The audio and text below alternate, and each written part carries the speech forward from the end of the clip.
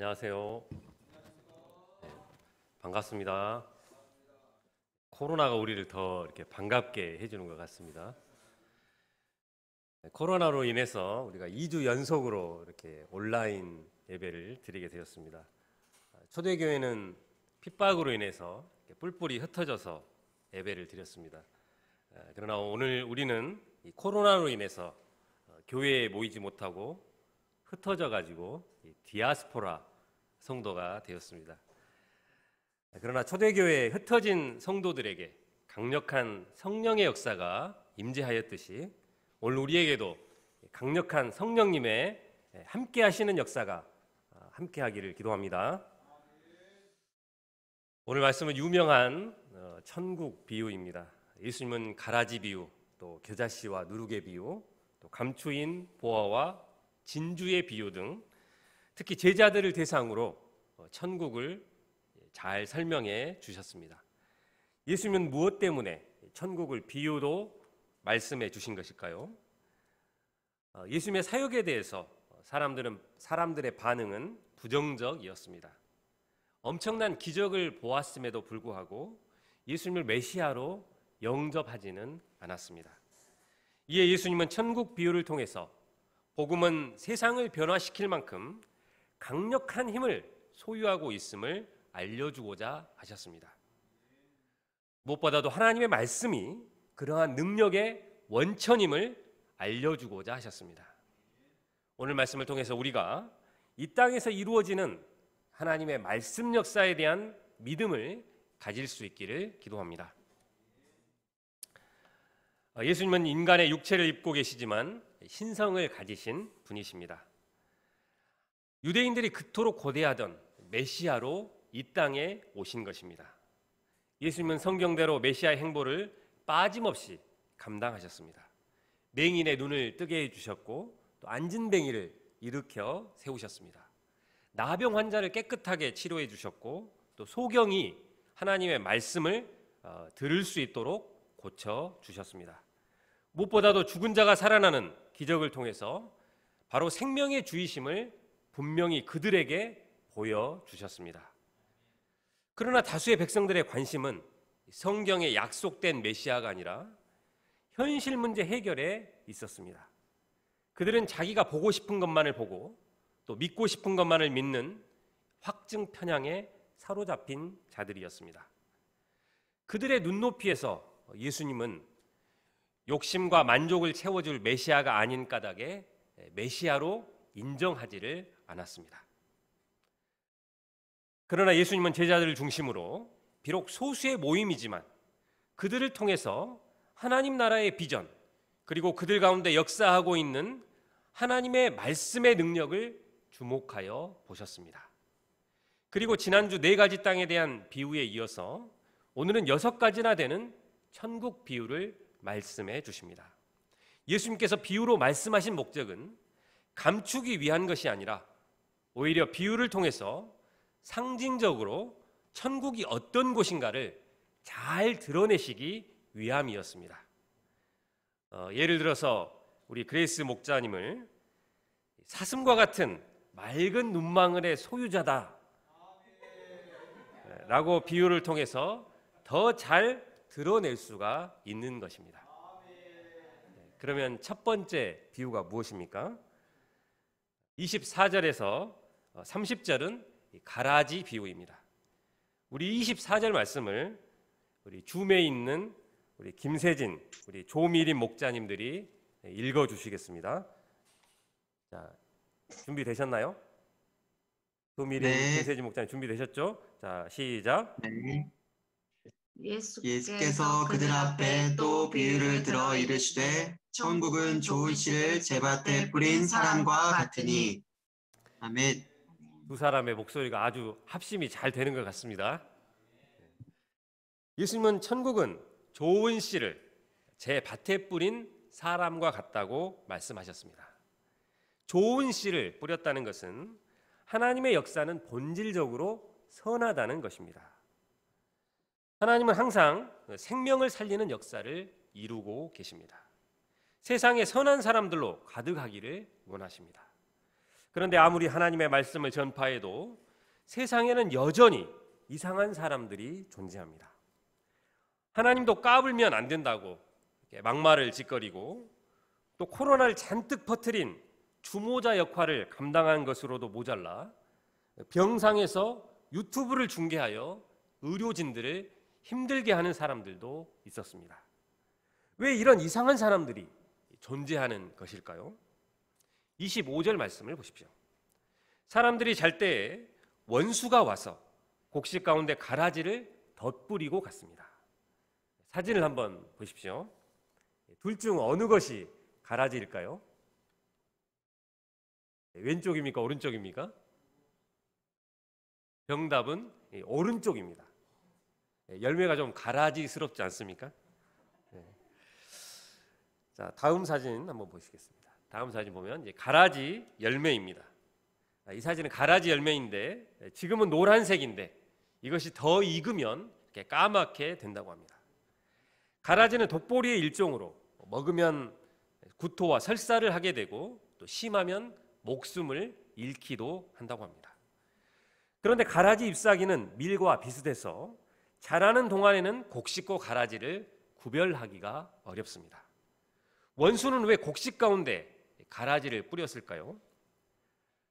그 이유는 이 주인의 소득을 감소시키기 위함이었습니다. 원수는 주인의 밭에 있는 곡식들이 성장하지 못하게 매우 치밀하고 또 은밀하게 방해를 했습니다. 마귀는 사람들이 잘 시간에도 자지도 않고 집요하고 또 은밀하게 활동하면서 어찌하든지 열매를 맺지 못하게 하고 또 농사를 망치고자 하였습니다. 원수의 은밀한 작전이 어느 정도 성공을 거두는 것처럼 보입니다. 싹이 나고 열매를 맺기 시작할 때 또 가라지도 보이기 시작했습니다. 종들은 밭에 좋은 씨를 뿌렸는데 왜 가라지가 생겼는지 궁금했습니다. 주인은 원수가 이렇게 했다고 대답했습니다. 원수가 가라지를 심어 놓았다면 밭을 망치고자 하는 그런 악한 의도가 분명하니 당장 가라지를 뽑아버려야 속이 시원할 것입니다. 종들은 그렇게 하기를 원했습니다. 그런데 본문의 주인은 달랐습니다. 29절, 30절 말씀을 우리 줌에 있는 우리 김윤희 목자님, 또 우리 김경동, 김지수 목자님들이 읽어주시겠습니다. 자, 준비되셨나요? 네. 자, 그럼 읽겠습니다. 시작. 주인이 이르되 가만 두라. 가라지를 뽑다가 곡식까지 뽑을까 염려하노라. 둘 다 추수 때까지 함께 자라게 두라. 추수 때에 내가 추수꾼들에게 말하기를 가라지는 먼저 거두어 불사르게 단으로 묶고 곡식은 모아 내 곡간에 넣으라 하리라. 아이고, 감사합니다. 주인은 가라지를 뽑지 말고 추수 때까지 함께 자라게 두라고 말합니다. 그 이유가 무엇입니까? 가라지를 뽑다가 밀이 함께 뽑힐 위험이 있기 때문입니다. 가라지는 밀보다 뿌리가 강할 뿐만 아니라 밀의 뿌리와 이렇게 촘촘하게 연결되어 있습니다. 사진을 보면 밀의 뿌리가 되게 더 많이 뻗어 있죠. 아무리 주의를 한다고 해도 가라지를 뽑으면서 곡식이 함께 뽑힐 수밖에 없는 구조인 것입니다. 그럴지라도 보통 농부들은 소수의 밀을 희생하면서 가라지를 뽑아버리는 것이 일반적인 농사법이었습니다. 그런데 본문의 주인은 밀 하나하나를 소중하게 여기면서 한 톨이라도 잃어버리지 않고 거두고자 했습니다. 예수님은 비유를 말씀하신 후에 무리들을 떠나서 집으로 들어가셨습니다. 그러자 제자들이 예수님께 나와서 그 비유의 뜻이 무엇인지를 설명해 달라고 간구했습니다. 예수님은 3가지 비유를 말씀하셨는데 아마도 제자들은 이 가라지 비유를 해석하는데 좀 힘들었던 것 같습니다. 예수님은 이런 제자들에게 이 비유의 뜻을 설명해 주십니다. 37절에서 39절 말씀을 우리 황여은 목자님이 읽어주겠습니다. 여은 목자님 준비되셨죠? 네. 네, 여은 목자님 읽어보겠습니다. 시작. 대답하여 이르시되 좋은 씨를 뿌리는 이는 인자요 밭은 세상이요 좋은 씨는 천국의 아들들이요 가라지는 악한 자의 아들들이요 가라지를 뿌린 원수는 마귀요 추수 때는 세상 끝이요 추수꾼은 천사들이니. 네. 아주 목소리가 좋습니다. 감사합니다. 예수님은 공생의 3년 동안 열심히 하나님의 말씀을 가르치셨습니다. 그 말씀은 사람들의 마음밭에 떨어졌습니다. 좋은 마음밭을 가진 사람들은 그 말씀을 듣고 깨달아서 천국의 자녀들이 되었습니다. 이와 같이 하나님의 말씀을 통해서 천국의 아들, 딸들을 심는 역사는 지금도 계속되고 있습니다. 그렇다면 시간이 지날수록 세상에는 악인들이 줄어들고 천국의 아들들이 넘쳐나야 할 것 같습니다. 그런데 세상에는 여전히 악인들이 득세하고 있습니다. 그 이유가 무엇입니까? 예수님이 하나님의 말씀을 통해서 천국의 아들들을 심어놓고 계실 때 마귀도 열심히 사람들의 마음에 불신과 또 교만과 또 인본적인 생각과 육신의 쾌락을 쫓아 살도록 악한 생각을 심어놓기 때문입니다. 복음의 일꾼들이 세계 각처에서 하나님의 말씀을 전파해서 구원 역사를 열심히 이루고 있지만 마귀는 칼 막스, 또 리차드 도킨스, 스티븐 호킹 등 나름 똑똑하다는 무신론자들을 통해서 사람들의 마음에 심겨진 믿음을 무너뜨리고 불신을 심어놓고 있습니다. 웹툰이나 또 넷플릭스, 유튜브 등 각종 영상 매체를 통해서 알게 모르게 복음의 적대적인 생각을 심고 육체의 소욕을 따라 살게 만듭니다. 이렇게 해서 세상에는 의인들도 있지만 악인들도 공존하게 됩니다. 때로 악인들은 각종 불법을 행하며 진리대로 행하는 의인들을 박해합니다. 각종 거짓된 사상들을 퍼뜨려서 위협을 하기도 하면서 믿음을 무너뜨리고 또 신앙이 성장하지 못하게 만듭니다. 천국의 아들들은 고통을 겪으면서 왜 하나님께서 이런 악인들을 당장 심판하시지 아니하시는지 의문을 갖게 됩니다. 신천지 같은 이단들이 득세하도록 왜 내버려 두시는가 이해가 안 된다며 불평을 하게 됩니다. 하나님은 왜 당장 악인을 심판하시지 않는 것입니까? 이는 천국의 아들들을 보호하기 위함입니다. 지금은 하나님을 섬기고 있지만 장차 변화되어서 지금은 하나님을 섬기지 않지만 장차 변화되어서 천국의 아들들이 될 사람들도 있을 수 있습니다. 회심하기 전에 교회를 박해했던 사도 바울처럼 지금은 복음의 원수 노릇을 하고 있지만 나중에는 변화되어서 위대한 하나님의 종들이 될 사람들도 있습니다. 겉으로 보기에는 완벽한 가라지인데 실상은 알곡인 사람이 있을 수 있습니다. 옆에 있는 사람을 한번 봐보십시오. 때로는 가라지같이 보일 때도 있지만 그 사람이 바로 알곡입니다. 그래서 하나님은 당장에 악인들을 심판하지 않으시고 택하신 자들이 천국의 아들들로 나타날 때까지 기다리고 계시는 것입니다. 여기서 우리는 한 영혼이라도 소중히 여기시는 하나님의 마음을 배울 수가 있습니다. 하나님의 관심은 불의한 사람들에게 있지 않습니다. 하나님께서는 소수일지라도 하나님의 뜻을 행하기를 기뻐하시는 천국의 아들들을 주목하여 보십니다. 이들을 세상의 악한 영향력에서 보호해 주시고 또 열매를 맺도록 도와주십니다. 예수님은 열심히 말씀에 좋은 씨를 뿌리셨습니다.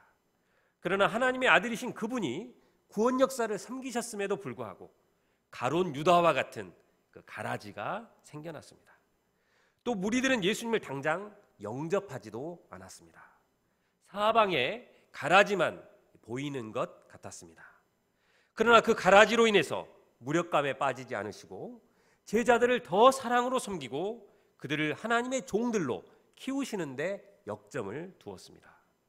예수님은 제자들 또한 가라지 역사를 보기보다 이 비유를 통해서 주인 되신 하나님의 섭리를 이해하면서 그들이 진정한 알곡들이 되기를 바라셨습니다.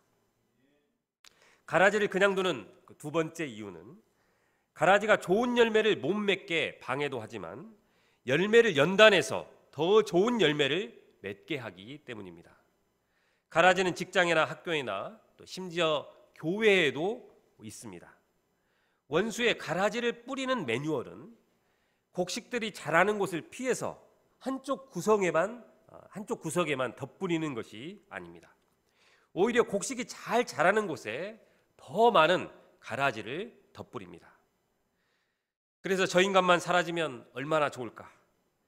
왼수 같은 그 사람을 왜 하나님은 처리하시지 아니하시는지 궁금합니다.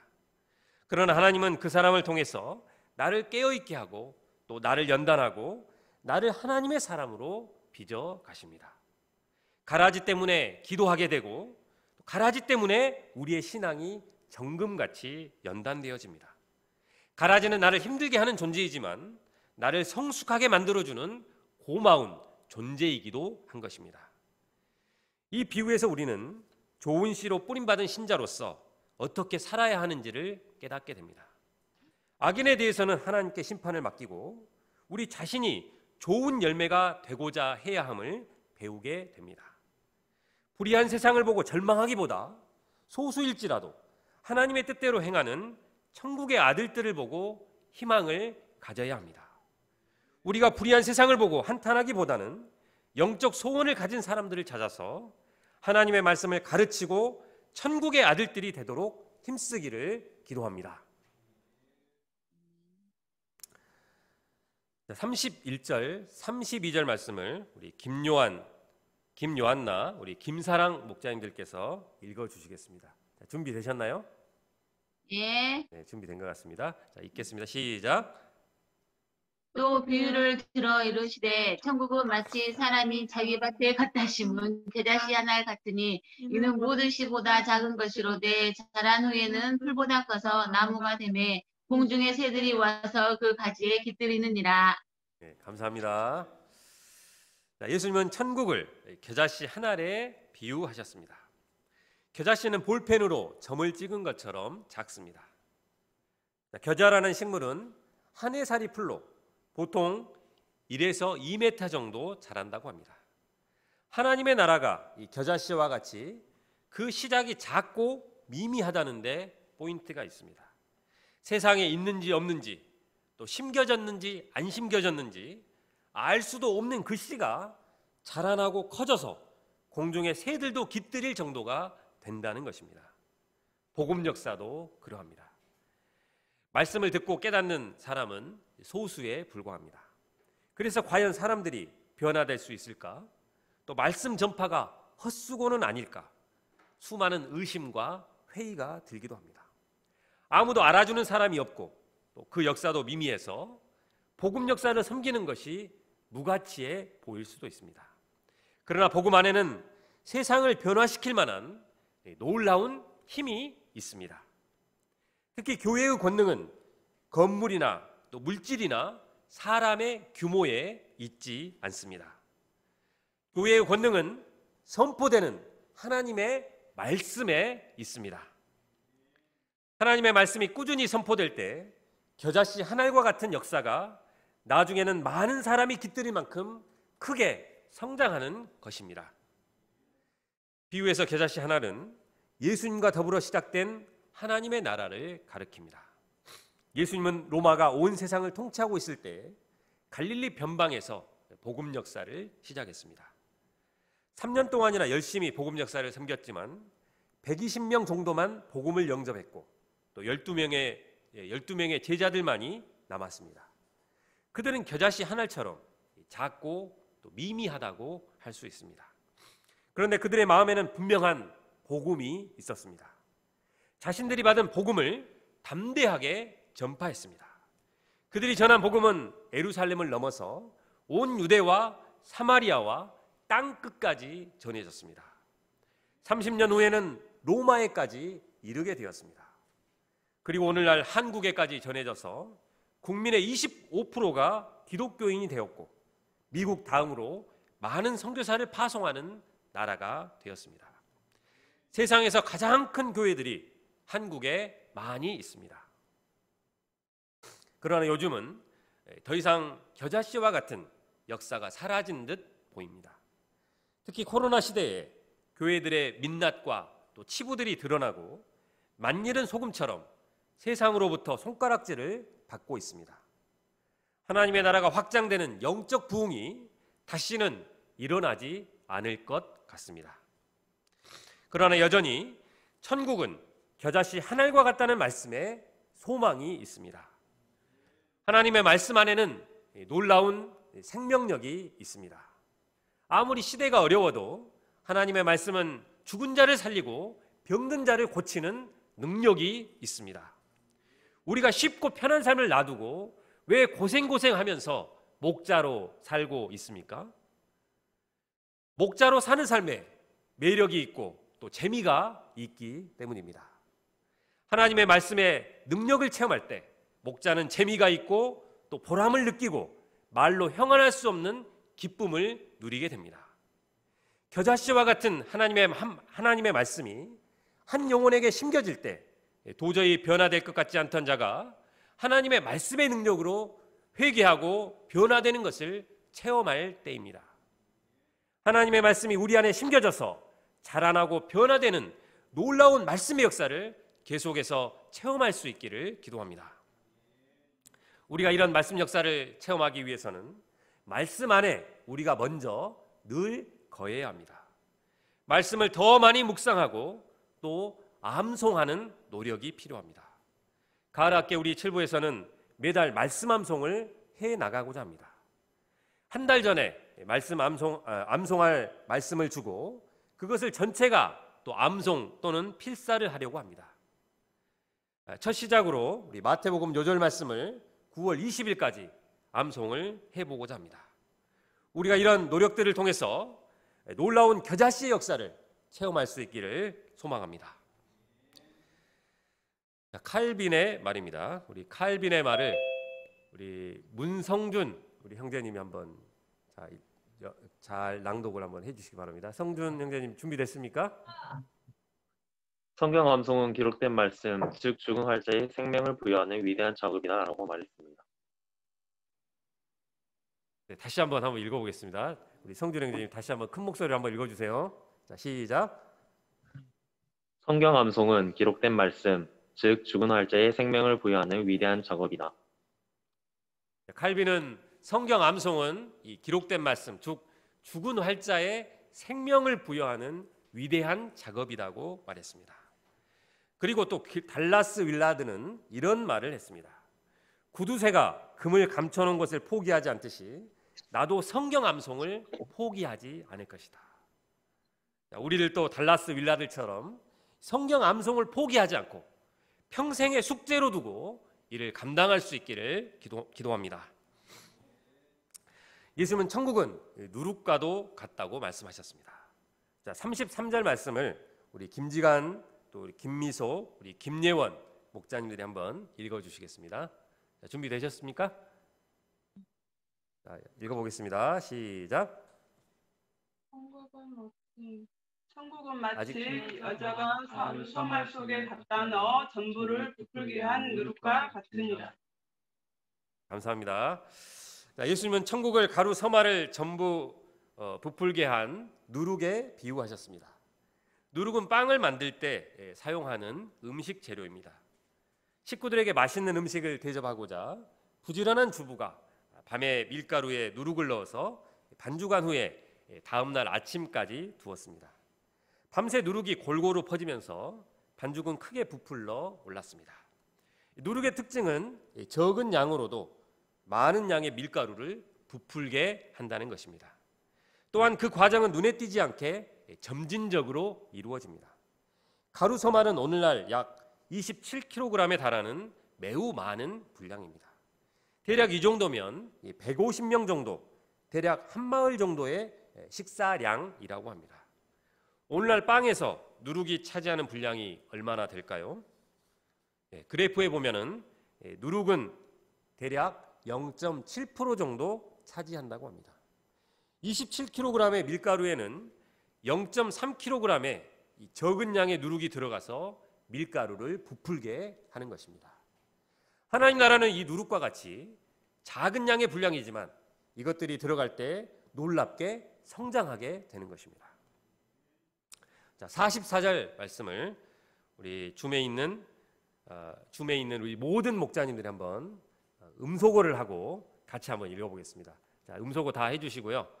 전체적으로 다 같이 한번 44절 말씀을 다 같이 한번 읽어보겠습니다. 시작. 천국은 마치 천국은 밭의 마치 강수인 밭의 보아와 강수인 같으니 보아와 같으니 사람이 이를 발견하고 발견하고 숨겨두고 기뻐하며 돌아가서 자기의 소유를 다 팔아 그 밭을 샀느니라. 사느니라.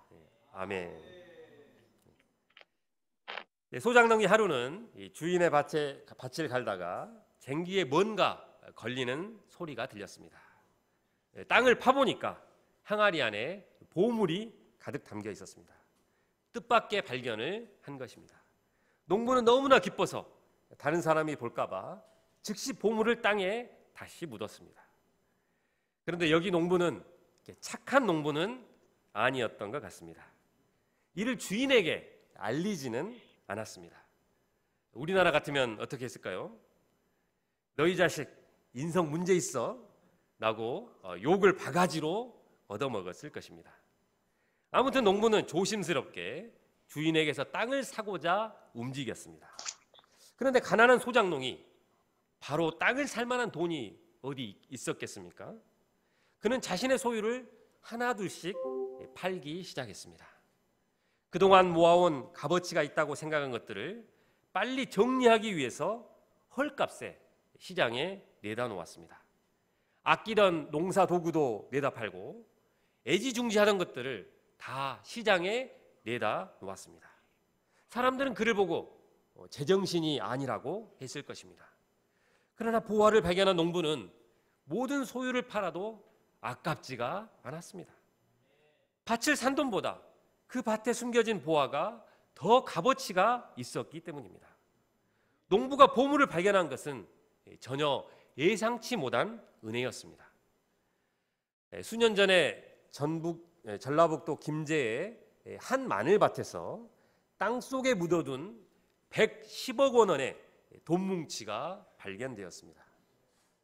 이 돈은 불법 사이트를 운영하는 형제들이 의심을 피하기 위해서 현금을 포크레인 기사를 동원해서 땅에 묻어둔 것입니다. 5만 원짜리 돈 뭉치들이 저렇게 비닐 속에 묶여서 땅 속에 묻혀 있었습니다. 만약에 이런 밭을 발견했다고 한번 생각해 보십시오. 여러분은 어떻게 하시겠습니까? 요즘 같으면 경찰에 신고부터 해야 할 것입니다. 그런데 예수님 당시에는 이렇게 주인이 땅에 보물을 묻어놓고 있다가 전쟁 중에 죽기도 하고 하여 이런 사례들이 종종 있었다고 합니다. 보물을 발견한 소장농과 또 마늘밭에 있는 110억 원 부러우십니까? 하나도 안 부러우시죠? 그렇습니다. 우리는 이런 소장농과 같은 뜻밖의 로또를 맞은 자들입니다. 우리는 젊을 때 예수님을 만났고 또 보물을 발견한 자들입니다. 그래서 그 밭을 사기 위해서 아끼던 것들을 다 내다 팔았습니다. 우리 시니어 목자님들은 선생님으로 재직을 하면서 50만 원도 안 되는 월급을 받을 때 건축헌금으로 500만 원이 넘는 그런 금액을 약정하고 또 멀쩡하던 전셋집을 월세로 바꾸어 전셋집을 건축헌금으로 드리기도 하였습니다. 왜 이렇게까지 했던 것일까요? 예수님이라는 그 보물을 발견했기 때문입니다. 더 많은 돈과 명예를 얻을 수 있었지만 이런 것들을 다 팔아서 드릴 수 있을 만큼 예수님이 값진 것이었기 때문입니다. 그런가 하면 모든 사람이 우연히 천국을 만나는 것은 아닙니다.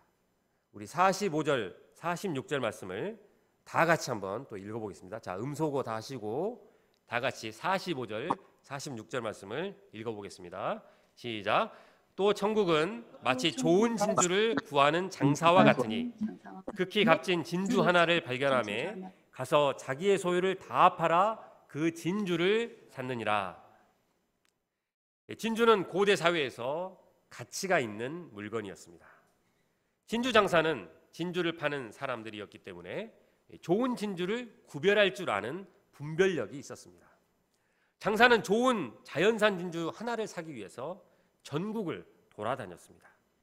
극히 값진 진주를 부지런히 돌아다니다가 발견하게 되었고 진주 장사는 자기의 소유를 다 팔아서 그 진주 하나를 샀습니다. 오리티즈 목사님이 쓴 제자입니까? 라는 책에 보면 이런 이야기가 나옵니다. 예수님을 찾은 한 사람이 예수님이라는 그 진주를 사기 위해서 자기의 가진 모든 것을 값으로 치루어야 했습니다.